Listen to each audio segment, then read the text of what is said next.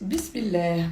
Alors, aujourd'hui, Salut tout le monde, j'espère que vous allez bien, c'est ActuYTB2 et on va regarder une story de Selma, voilà, au sujet du reportage La Crime de Nabil Flix. Et après sa vidéo, je vous dirai mon avis, n'hésitez pas à mettre un pouce bleu et à vous abonner et bon visionnage. Bismillah. Alors, aujourd'hui, on va faire très très court. Je vais vous raconter l'intégralité du reportage concernant la crime et son ex-femme Nelaz. Pour faire court, je vais balancer en avant-première tout ce qui se passe dans le documentaire et ce que vous aurez dans le documentaire. Du coup, pour mettre une petite raclée encore au rat. Avant de vous dévoiler tout, je tenais quand même à dire qu'il a manipulé Nelaz et il a manipulé Lakrim afin d'avoir leur témoignage. Il est parti voir Lakrim en lui disant « J'ai une interview de Nelaz où elle te défonce » et il est allé voir Nelaz en lui disant « J'ai une interview de Lakrim où il te défonce ». Chose qui n'est pas du tout vraie. Qui n'était pas du tout vrai, il était seulement en discussion avec eux. Voilà, moi je me suis écartée de lui pendant ce documentaire. Pourquoi? Parce qu'il a été très manipulateur, ça vous le savez tous, mais il a fait une chose qui, moi, me répugne au plus haut point, et pourtant, il m'avait posé la question avant, il m'avait dit « Selma, est-ce que je peux faire ça ?» Je lui avais bien évidemment dit que non, qu'il ne devait pas le faire, et il l'a quand même fait. Donc cette chose, ça concerne encore une fois les enfants. Donc vous me connaissez, question d'enfant, je ne peux pas bien évidemment fermer ma gueule et en rester là. Ce qu'il faut savoir, c'est qu'on avait accueilli Nel et ses enfants à la maison afin de recueillir son témoignage. Donc autour d'un repas, etc. Et que pendant ce repas, l'enfant, bien évidemment, l'enfant du couple Nel Lakrim, a dit certaines choses. Certaines choses qui, normalement, doivent rester confidentielles. Nabil l'a enregistré à son insu et est parti justement faire écouter ça à la crime. Chose dont moi je n'étais pas du tout d'accord parce que malgré qu'une mère peut tout pardonner à son enfant, un père n'a pas le même pardon et puis en plus de ça, pour créer quoi? De la discorde entre un père et son fils.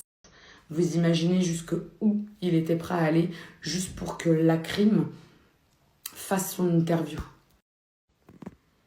Donc voilà, moi j'ai préféré m'écarter, j'ai trouvé ça dégueulasse par rapport à ça, parce que y a bien une chose que je ne peux pas accepter, c'est que ça touche à des enfants.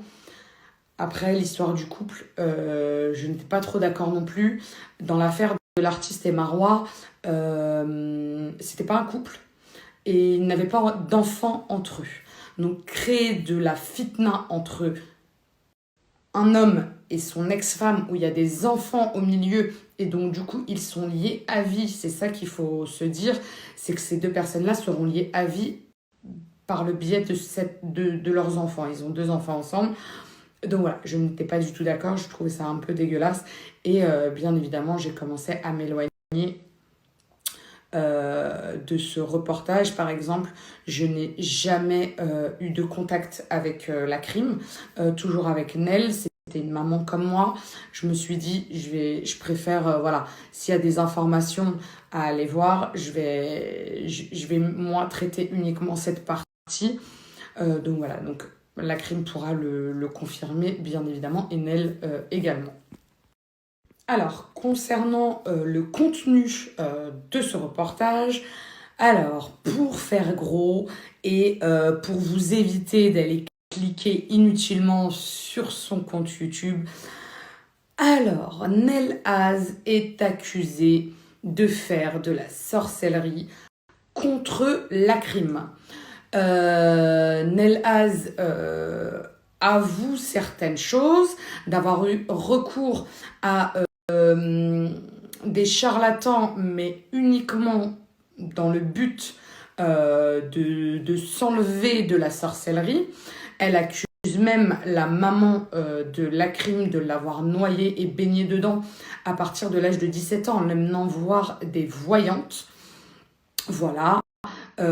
Pour ce que vous verrez de la part de Nel, elle accuse l'Akrim bien évidemment de ne pas payer les pensions et de ne pas prendre en charge ses enfants. Concernant l'Akrim, lui, il indique qu'il a bien été ensorcelé, et ce depuis des années.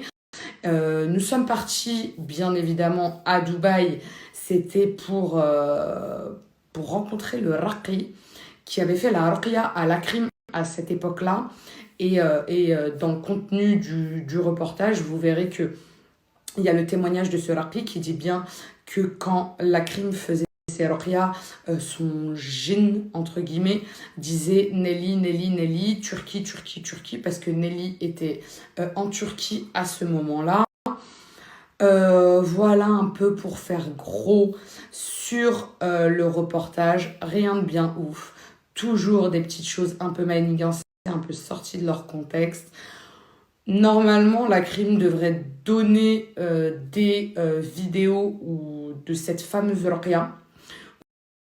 Donc je pense que l'Akrim a du mal, c'est normal, c'est son intimité et je le comprends totalement, de donner ces vidéos à Nabil. C'est pour ça que le reportage ne sort pas depuis maintenant plusieurs semaines, hein, vous vous en doutez, il y a toujours un truc, c'est pas à la salle, c'est pas tout ça, c'est pas les montages. Bien évidemment, il y a le montage parce qu'on a la partie de Dubaï qu'il faut intégrer, mais ça prend 5 minutes. Florent est un des meilleurs monteurs de Paris. D'ailleurs, je tiens à le souligner parce que le pauvre, il prend énormément sur lui, hein, parce que Dame Nabil exige beaucoup de choses.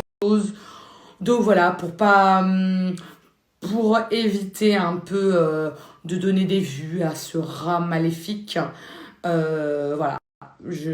Si vous avez des questions, bien évidemment, j'y répondrai avec grand plaisir. Mais pour moi, je trouve que c'est donner du crédit à quelqu'un qui sème de la discorde entre un homme et son ex-épouse. Voilà, il a été très très loin en inventant des petites choses sur l'un et sur l'autre pour essayer de leur tirer les vers du nez. L'histoire de l'enfant, je trouve ça écœurant. Déjà, enregistrer des adultes, ok, mais alors un enfant, et en plus aller faire écouter cette version-là à son père, il aurait pu juste écouter, enregistrer et se dire, voilà, c'est pour pas oublier, je peux comprendre, mais là, aller balancer ça à son père, c'est très très grave, en inventant encore plein de petites choses, etc., etc. Donc voilà, moi je serais vous, j'attendrais plutôt d'attendre qu'il y ait un lien sur Twitter ou sur TikTok pour voir ce genre de vidéo plutôt qu'aller lui donner une vue, parce que c'est complètement dégueulasse, tout simplement, et que d'une part et d'autre, ils ont des preuves, et que de toute façon, on verra bien à la sortie du documentaire, mais ça va être... Et pour la fin, mort. Ça va être en faveur de l'Akrim, de toute façon, on le sait tous déjà. Maintenant, Nel apporte certaines preuves sur son rôle de père, etc. De toute façon, dès le départ, avant que l'enquête ne soit faite, Nabil voulait absolument que ce soit un reportage tourné vers une version plus embellie de la part de l'Akrim, parce que sinon, il en perdrait de sa crédibilité auprès d'autres rappeurs qui ne voudront plus du tout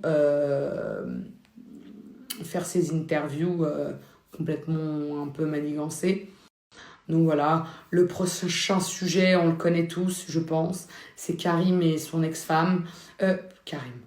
Karis, pardon, et son ex-femme. Dans sa tête, il a aussi Dylan Thierry, mais bon, voilà, Carla, pour être tout à fait honnête, c'est Carla qui a proposé le contrat sur ça, il ment pas, je vais pas mentir sur ça, c'est vraiment Carla qui avait proposé le contrat, etc. Il lui a pas, enfin si, il lui a pris de l'argent, mais elle était d'accord, quoi, contre son silence. Donc voilà. Voilà tout. Écoutez, s'il y a des questions, n'hésitez pas, je vais mettre une petite page de questions et j'y répondrai avec grand plaisir. Donc voilà, c'était la story de Selma. Donc je vais vous dire mon avis et aussi une petite leçon de moralité après mon avis. Voilà, une petite leçon de moralité très importante que tout le monde comprendra, que si elle passe par là, elle comprendra elle aussi. Donc elle dit que Nabil a manipulé ce qui est possible, ce qui est largement possible, la crime et son ex pour le reportage. Donc on sait qu'il avait manipulé, comment il s'appelle, l'artiste pour l'affaire Marwa Loud sorcellerie, voilà, en disant une rumeur qui était infondée, voilà, mais qui a poussé l'artiste à participer justement, ce qui lui a fait faire une fausse joie par la suite, mais c'était, on va dire, c'était un petit mensonge, mais qui n'a pas cassé un couple.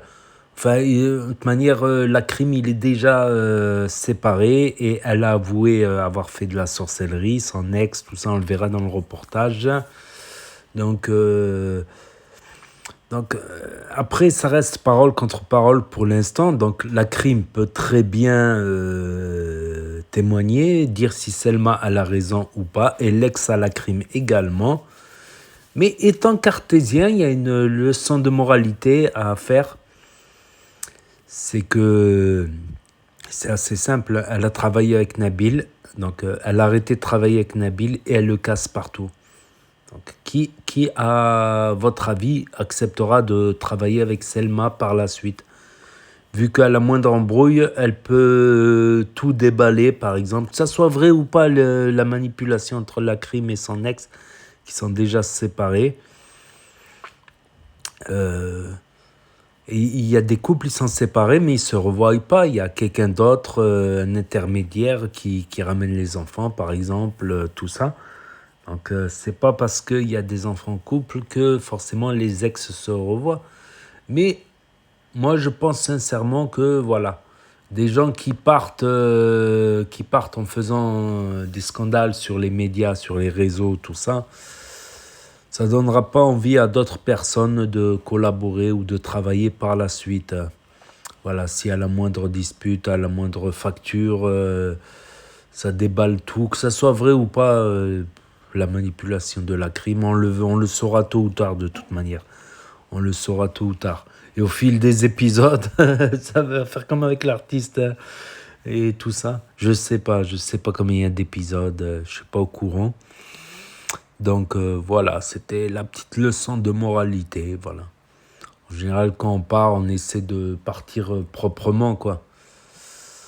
Voilà, mais voilà, le buzz, ça monte à la tête. Après, est-ce que Nabil est blanc comme neige? J'ai toujours dit que non. Par exemple, quand dans le reportage de l'artiste, j'avais bien dit, c'est tort, il a eu des torts. Il a mal flouté le truc, il n'a pas demandé certains accords, même s'il n'a pas humilié les gens. Il les a filmés à leur insu, ou plus ou moins, mais il ne les a pas humiliés non plus. Voilà, Nabil, il avait plein de torts. Il a menti à l'artiste, pas menti, mais il a colporté une rumeur pour le pousser dans ses retranchements et le pousser à participer au reportage. Donc Nabil, il est parfois aussi manipulateur si ça n'a pas de conséquences graves. Voilà. S'il avait manipulé un couple qui était marié avec des enfants pour qu'ils divorcent, là oui, là ça serait un peu plus grave. Mais on en saura plus. Pour l'instant, ça reste parole contre parole. On en saura plus quand la crime il en parlera, ou s'il veut ou pas. Voilà. Mais je trouve qu'elle a travaillé avec Nabil. Ils étaient très amis, tout ça. Et après, elle se retrouve à tout dévoiler, à tout. Je trouve que c'est pas. Voilà, c'est des attitudes. Moi, je juge aussi beaucoup par l'attitude. L'attitude, c'est des choses importantes. Personne n'est parfait. Tout le monde tout le monde a fait des erreurs tout ça. Et je pense qu'elle a fait une erreur aussi. Comme au tribunal, tribunal pour enfants, elle a dit que Nabil, il a photographié, son ex s'en est servi au tribunal, par exemple. Comme quoi la haine pousse toujours à la faute. Voilà, alors que si on agit pas par haine, on peut faire des choses bien. Et quand on agit par haine, on fait que des erreurs et des bêtises. Autre moralité de l'histoire. Voilà. Voilà, tout simplement. Peut-être je me trompe, peut-être j'ai raison, je sais pas. Dites-moi ce que vous en pensez dans les commentaires. N'hésitez pas à mettre un pouce bleu, à vous abonner, à cliquer sur la cloche. Et je vous dis à très bientôt, les amis, les potos, pour de nouvelles vidéos. Merci d'avoir regardé. C'était Actu YTB 2, premier sur les actus, les infos des influx. Tchuss, à bientôt, à plus.